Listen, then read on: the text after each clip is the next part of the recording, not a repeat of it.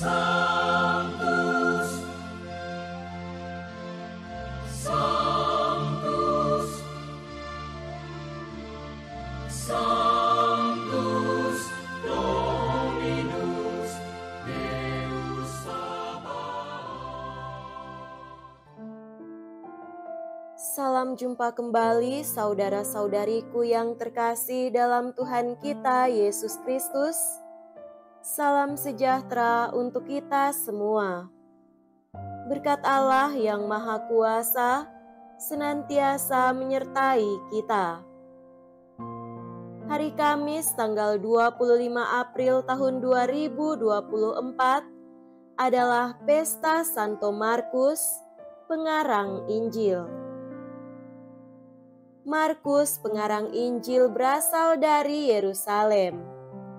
Semasa mudanya, Markus telah bertemu dengan Yesus, tetapi tidak menjadi seorang muridnya.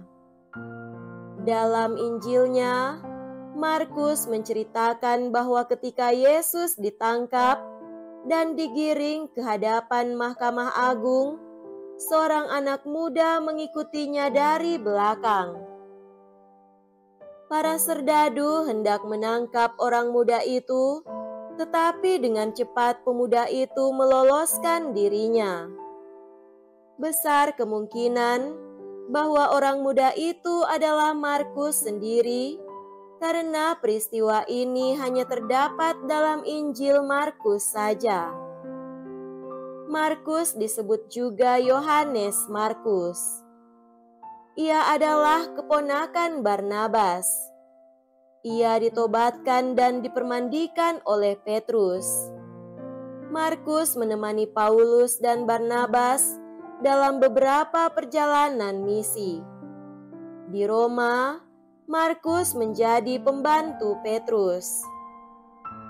Ia menjadi juru bicara Petrus. Setelah Santo Petrus dan Paulus dibunuh oleh Kaisar Nero, Markus berangkat ke Mesir, dan di sana ia disebut oleh Hieronymus sebagai bapa para pertapa di gurun pasir Mesir. Kemudian ia menjadi uskup Alexandria dan mati dibunuh karena Kristus. Jenazahnya kemudian dibawa ke Venesia dan relikuinya disimpan di Basilika Santo Markus. Tanggal lahir dan kematiannya tidak diketahui dengan pasti. Lambangnya sebagai pengarang Injil ialah singa, raja gurun pasir, yang diambil dari permulaan Injilnya yang menyinggung gurun pasir.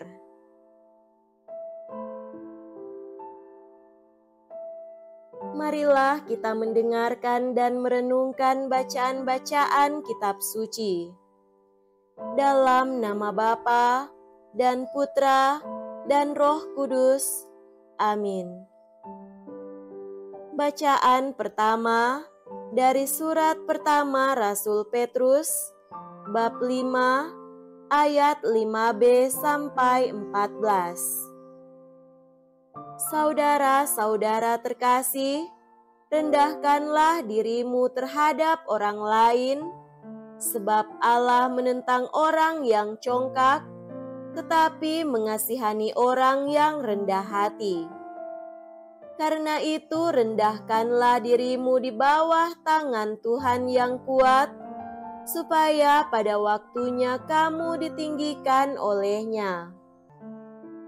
Serahkanlah segala kekhawatiranmu kepadanya, sebab dialah yang memelihara kamu. Sadarlah dan berjaga-jagalah. Lawanmu si iblis berjalan keliling sama seperti singa yang mengaum-aum dan mencari orang yang dapat ditelannya. Lawanlah dia dengan iman yang teguh, sebab kamu tahu bahwa semua saudaramu di seluruh dunia menanggung penderitaan yang sama.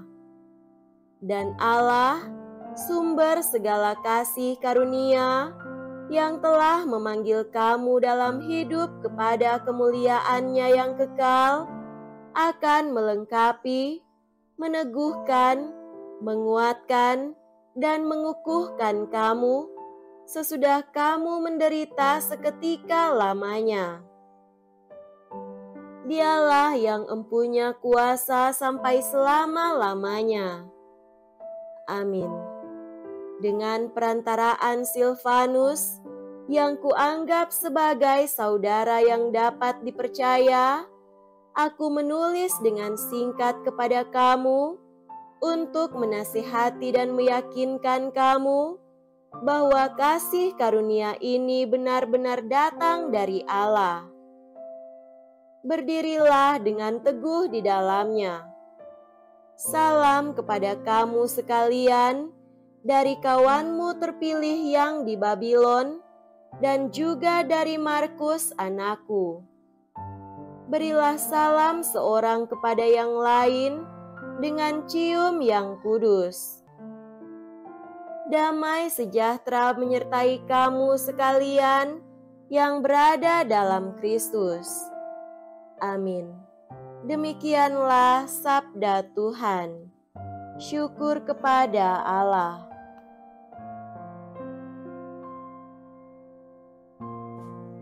Semoga Tuhan beserta kita sekarang dan selama-lamanya. Inilah Injil suci menurut Markus. Dimuliakanlah Tuhan. Injil Markus bab 16 ayat 15 sampai 20. Pada suatu hari, Yesus bangkit dari antara orang mati, menampakkan diri kepada ke-11 murid dan berkata kepada mereka, "Pergilah ke seluruh dunia, beritakanlah Injil kepada segala makhluk. Siapa yang percaya dan dibaptis akan diselamatkan, tetapi siapa yang tidak percaya akan dihukum. Tanda-tanda ini akan menyertai orang-orang yang percaya. Mereka akan mengusir setan-setan demi namaku. Mereka akan berbicara dalam bahasa-bahasa yang baru bagi mereka. Mereka akan memegang ular, dan sekalipun minum racun maut, mereka tidak akan mendapat celaka. Mereka akan meletakkan tangannya atas orang sakit, dan orang itu akan sembuh."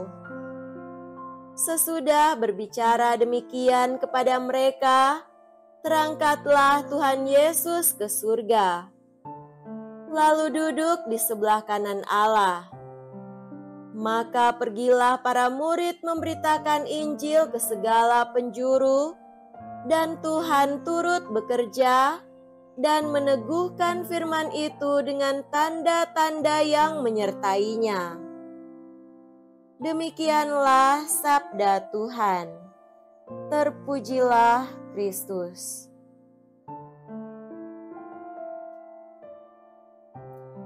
Saudara-saudariku yang terkasih dalam Tuhan kita Yesus Kristus, tema renungan kita pada hari ini adalah bisa masuk dalam aliran pewartaan Injil.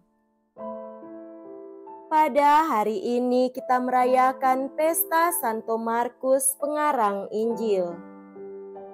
Peringatan ini memberi gambaran tentang seorang yang penuh dedikasi untuk memberikan seluruh dirinya untuk Allah dan gerejanya. Sejak awal gereja perdana sampai gereja mulai terbentuk, Santo Markus sungguh berperan dalam pewartaan Injil, menemani dan membantu Paulus dan Barnabas, juga bersama Petrus. Kalau berbicara tentang Santo Markus sebagai pengarang Injil, amat pantaslah dikatakan demikian, bukan halnya bahwa ia telah menulis Injil Markus, tetapi juga karena ia sungguh terlibat dalam penginjilan sehingga tulisannya bukan hanya sekedar sebagai suatu pandangan tentang Yesus, tetapi sebagai suatu kesaksian hidup akan Yesus. Sekaligus seperti para rasul, ia menjalankan tugas perutusan pewartaan Injil dengan sepenuh hati dan kesungguhan yang tak terkira. Maka tak mengherankan kalau Santo Markus dalam teks hari ini berbicara tentang penginjilan itu, karena apa yang dikatakan Yesus sungguh membakar dirinya untuk penginjilan, dan ia telah membuktikan dari komitmen dirinya sendiri bahwa ia sendiri betul-betul seorang penginjil atau pewarta, bukan semata karena tulisannya, tetapi teristimewa dari hidup demi penginjilan yang ditunjukkannya. Kalau Markus menekankan mandat Yesus sebelum naik ke surga kepada para rasul, "Pergilah ke seluruh dunia, beritakanlah Injil kepada segala makhluk," itu sungguh tertanam dalam dirinya untuk turut mewartakan Injil. Kalau juga ia mencatat perkataan Yesus bahwa mereka yang mewartakan Injil akan disertai dengan tanda-tanda, sebagaimana sabda Yesus, "Tanda-tanda ini akan menyertai orang-orang yang percaya. Mereka akan mengusir setan-setan demi namaku. Mereka akan berbicara dalam bahasa-bahasa yang baru bagi mereka. Mereka akan memegang ular, dan sekalipun mereka meminum racun maut, mereka tidak akan mendapat celaka. Mereka akan meletakkan tangannya atas orang sakit, dan orang itu akan sembuh." Tentu Markus sendiri sudah menyaksikan tanda-tanda itu terjadi dalam pewartaan Injil bersama Rasul Petrus dan Paulus, sehingga kesaksian hidupnya menggarisbawahi kebenaran perkataan Yesus itu. Saudara-saudariku yang terkasih, pesta Santo Markus ini mengajak kita untuk memasuki aliran perutusan dalam pewartaan Injil. Sejak dibaptis, kita diberi tugas untuk mewartakan Injil. Kalau kita sudah diselamatkan dan merasakan keselamatan, kasih dan damai sejahtera dalam iman kepercayaan kita, tentu kita juga akan terpanggil untuk meneruskan warta itu dalam pewartaan Injil di tempat kita masing-masing. Pewartaan Injil itu tak perlu dengan melakukan persis apa yang dilakukan oleh Santo Markus dan para rasul. Tak perlu juga kita harus memimpin ibadah atau berkhotbah, tetapi dengan cara hidup kita yang berpadanan dengan Injil, kesaksian hidup kita yang nyata akan nilai-nilai kebaikan, dan kesaksian iman kita yang dalam, kesetiaan dalam doa, serta pemberian diri kita dalam pelayanan dan komitmen kita untuk setiap perbuatan baik. Jika dalam pewartaan Injil kita berhadapan dengan tantangan dan godaan, kita mendapat nasihat yang bagus dalam surat Petrus, "Sadarlah dan berjaga-jagalah. Kawanmu si iblis berjalan keliling sama seperti singa yang mengaum-aum dan mencari orang yang dapat ditelannya. Lawanlah dia dengan iman yang teguh, sebab kamu tahu bahwa semua saudaramu di seluruh dunia menanggung penderitaan yang sama." Semoga demikian. Amin. Dalam nama Bapa dan Putra dan Roh Kudus. Amin.